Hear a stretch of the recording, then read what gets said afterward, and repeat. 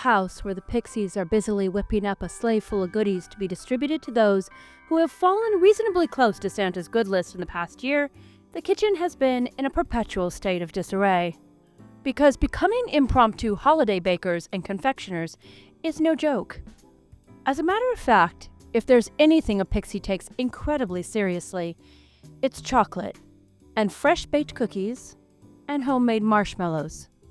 And if you're as clever as I suppose you to be, you may have picked up on a sweet common thread that runs through the midst of their lively productivity. As Carl Sigman and Peter DeRose once pointed out, it's a marshmallow world in the winter when the snow comes to cover the ground. It's the time for play, it's a whipped cream day, and I wait for it the whole year round.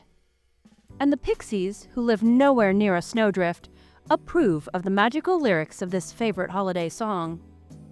Of course, the winter is better with marshmallows, whipped cream, and of course chocolate. If a few organic candy canes minus the red number 40 are thrown into the mix, well, let's just say if Santa happens by this little house on December 25th, he will be very glad indeed that he made the trip. And I have it on pretty good authority that Santa has never been disappointed in the past years.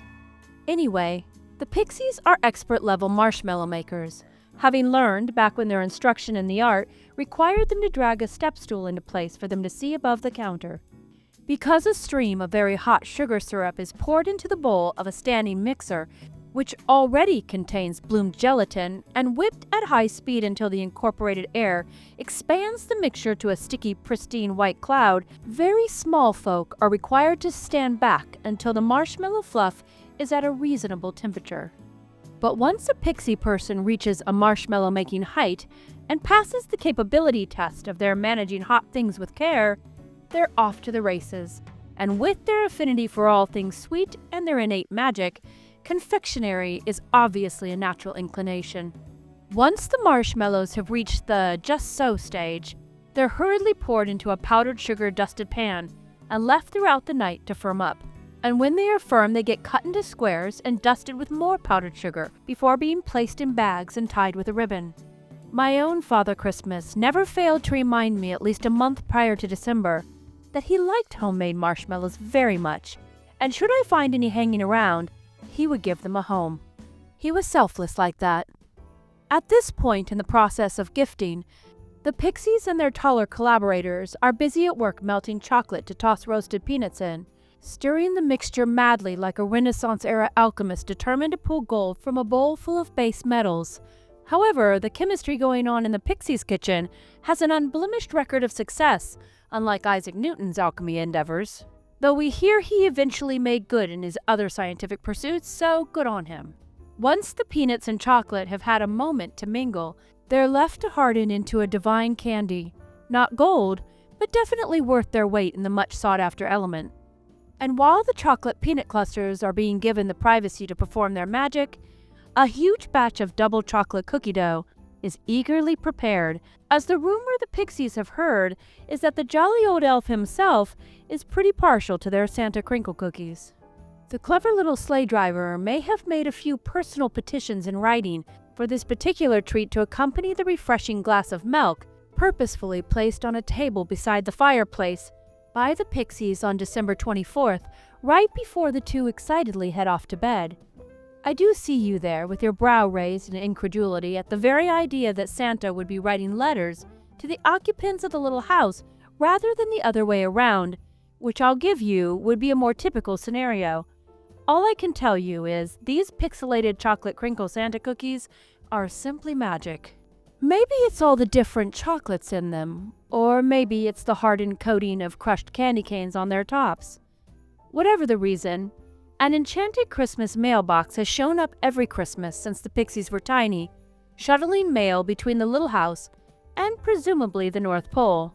Santa's got to do what Santa's got to do to get his gloved hands on a few of these sinful cookies before heading off to Timbuktu. And speaking of tasty things made in the kitchen of the pixies too, sweet cinnamon loaves, braided and shaped as Christmas wreaths, are a gift tradition that started a few years back when my own mother baked up a red radio flyer wagon's worth of braided breads. topped with vanilla glaze and decorated with red and green maraschino cherries, cut to look like sprigs of holly berries peeking out of the crevices. With my younger sister Sherry tucked securely in the back of the wagon where her only job was to guard the bread and look adorable, myself holding on to the side to assure I didn't get left behind anywhere, and my mother navigating the entire adventure, we delivered the beautiful loaves throughout our neighborhood on Christmas Eve. And when we returned with our wagon emptied of everything but Sherry, besides the flush of success from having given gifts that were greeted with surprise and gratitude at every door, there would be one remaining loaf perched on a rack on our kitchen counter, which Sherry and I knew would be served for breakfast on Christmas morning. And in the little house, we continue to make the sweet braided loaves for Christmas, only now the pixies are learning how to proof the yeast, scald the milk, knead the soft springy dough, and how to be patient as the braids puff up proudly to their full size. And then comes the decorating.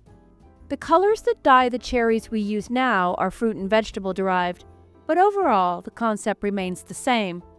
To take the time to create something lovely and delicious and share it with friends and family is a diamond with many facets, bestowing on the giver as much value as on the one who receives the gift. From the excitement of planning the presents, to the work required to realize them, to the packaging and delivering, lessons are embedded in the souls of those who learn to give good gifts that involve a sacrifice in time and resources for the benefit of those who are precious to us. Not every gift is handmade, not every gift is edible or coated in chocolate or glazes, but every gift should be a reflection of our hearts and the importance of the one we're giving it to. Christmas will come with or without fancy wrapped packages or loaves of cherry-studded bread, for sure, but isn't it so much more satisfying to see the look of surprise and wonder on someone else's face when they're reminded of their value in your life by that little something you took the time to give them?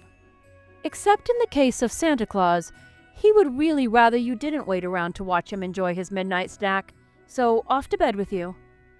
We hope you enjoyed today's Advent video, as we know it was a bit of a departure from our other ones. We hope you'll hit the like button, comment, and even share if you found the video entertaining or informative, as all of it helps our channel continue to grow. Now go whip up a few goodies of your own and find an unsuspecting neighbor to surprise. I promise you it will put them merry in their Christmas to know you care. Good night, and we'll see you next time.